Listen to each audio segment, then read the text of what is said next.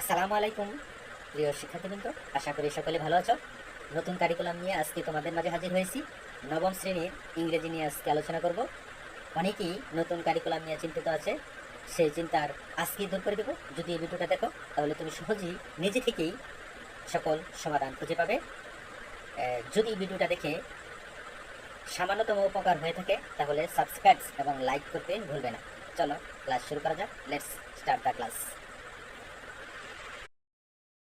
নিচে একটি নোট দেওয়া রয়েছে, যে নোটের বিষয়বস্তু হচ্ছে the writing techniques for problem solution text, অর্থাৎ সমস্যার সমাধান করার কৌশল নিয়ে যে লেখাগুলো রয়েছে সেই লেখাগুলো লেখার যে কৌশল তার উপরে একটি নোট এখানে দেওয়া রয়েছে। সেটি তোমরা দলগতভাবে পড়ো বা জোড়ায় জোড়ায় পড়ো এবং তারপর তুমি যেটি বুঝতে পেরেছো সেটি ক্লাসে সবার সাথে শেয়ার করো।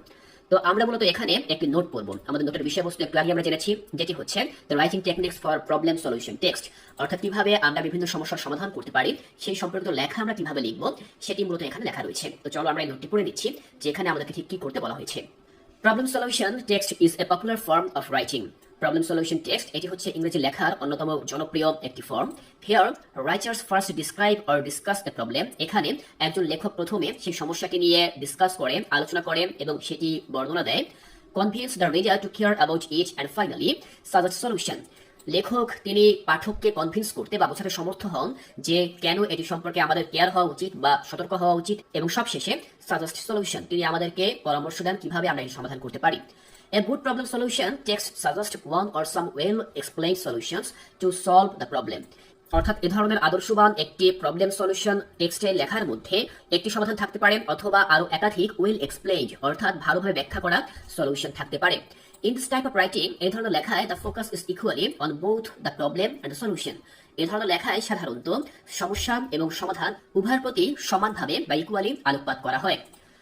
Now look at the following structure that will help you to write a well-constructed problem solution text. তো এখন নিচে প্রবলেম সলিউশন টেক্সটের কিছু গঠন দেওয়া রয়েছে, সেগুলো তুমি পড়ো যাতে করে তুমি বুঝতে পারো যে কিভাবে একটি well constructed problem solution text তুমি কিভাবে লিখতে পারো। তো দেখো এখানে সেটি লেখা রয়েছে the structure of A problem solution text. আমরা স্ট্রাকচারটি দেখে নিচ্ছি। যখন আমরা কোনো প্রবলেম সলিউশন টেক্সট লিখবো, প্রথমে আমরা একটি ইন্ট্রোডাকশন দিব বা সূচনা দিব, যেখানে থাকবে paraphrase the given problem.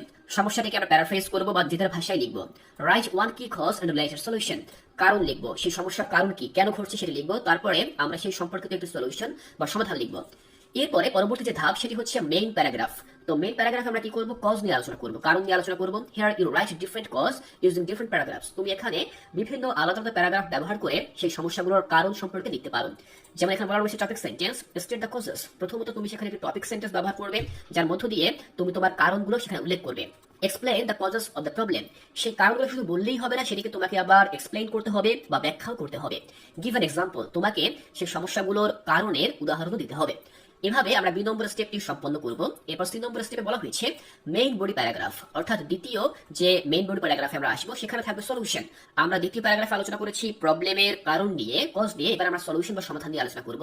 Again you can write different solutions using different paragraph. এই অংশেও তুমি সমাধান লেখার জন্য আলাদা আলাদা বিভিন্ন প্যারাগ্রাফ ব্যবহার করতে পারো, যার মধ্যে সেখানে প্রথমত টপিক সেন্টেন্স থাকবে স্টেট দ্য সলিউশনস। তোমাকে সমাধানগুলো বর্ণনা করতে হবে।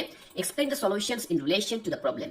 এই সমাধানগুলো কিভাবে সেই সমস্যার সাথে সম্পর্কিত সেই সম্পর্কগুলো তোমাকে এক্সপ্লেইন করতে হবে, ব্যাখ্যা করতে হবে। Give an example.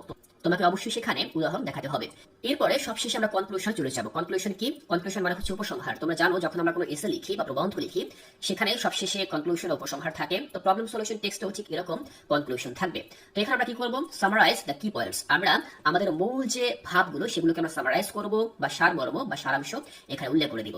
তো এইভাবে মূলত আমরা একটি আদর্শ প্রবলেম সলভিং টেক্সটের স্ট্রাকচার দাঁড় করাতে পারি। আমি আশা করছি তোমাদেরকে বোঝাতে পেরেছি যে কিভাবে তোমরা এই ধরনের টেক্সট লিখবে। শিক্ষার্থীরা এখানে যে নোটটি রয়েছে, নোটটি বেশ বড়। সম্পূর্ণ নোটটি যদি আমি তোমাদেরকে লাইন বাই লাইন পড়িয়ে দেই তাহলে কিন্তু ক্লাসটা অনেক বড় হয়ে যাবে। এখানে বিষয়গুলো খুব সহজভাবে এক্সপ্লেইন করা রয়েছে। আমি আশা করছি তোমরা যদি একটু মনোযোগ সহকারে পড়ো তাহলে তোমরা নিজেরাই এই লেখাগুলো পড়ে খুব ভালোভাবে বুঝতে পারবে। শিক্ষার্থীরা তোমরা বাসায় বসে খুব মনোযোগ সহকারে এই লেখাগুলো পড়বে।